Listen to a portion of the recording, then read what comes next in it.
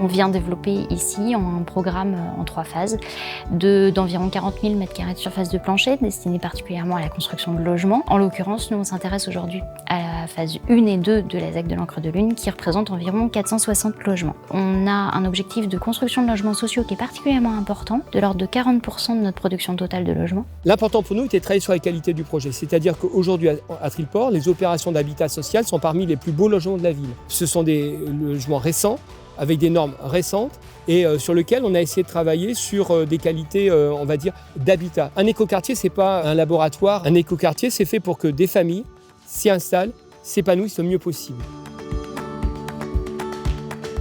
La performance, elle est globale, c'est-à-dire c'est rapprocher l'habitat des mobilités, ce qui est le cas, on est à 4 minutes d'une gare, mais également travailler sur les matériaux biosourcés. Il s'avère que c'est un bâtiment assez exemplaire et qui rentre complètement dans les objectifs de construction décarbonée qu'on a sur la ZEC de l'Ancre de Lune. L'architecte et le foyer rémois ont porté avec Grand Paris Aménagement et soutenu par la ville de Trillport un projet qui utilise du béton de chanvre. Alors le béton de chanvre, en fait on est sur le mot béton qui écorche les oreilles de certains. La définition du dictionnaire, un béton, c'est un mélange constitué d'un gros granulat et d'un liant. Le béton de chanvre est un matériau composite qui associe donc de la chêne-vote avec de la chaux.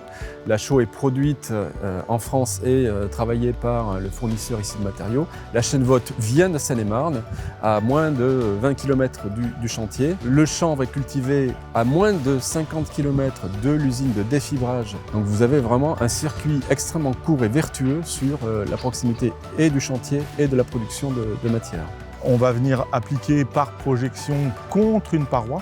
C'est uniquement la couche de béton végétal qui produit et l'isolation et le support de finition d'enduit. Là, on est vraiment sur un monomatériau. On comprend bien en fait que le comportement il va être beaucoup plus homogène que si on est sur un empilement de couches. Le chanvre, il a plusieurs vertus.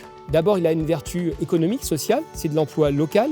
C'est une reconversion agricole importante et qualitative, moins de phyto. Donc on voit bien qu'aujourd'hui, on peut à la fois faire de l'habitat qui réconcilie l'agriculture avec l'environnement et qui produit un habitat de meilleure qualité. Notre objectif, c'est d'intégrer dans chacun des bâtiments au moins 18 kg de matériaux biosourcés par mètre carré de surface de plancher construite, sachant que le foyer rémois sur le lot B1 de la ZEC, lui, atteint 36 kg par mètre carré de surface de plancher. L'économie circulaire, c'est pas un slogan, c'est pas une promesse, il faut que ce soit un acte concret dès aujourd'hui.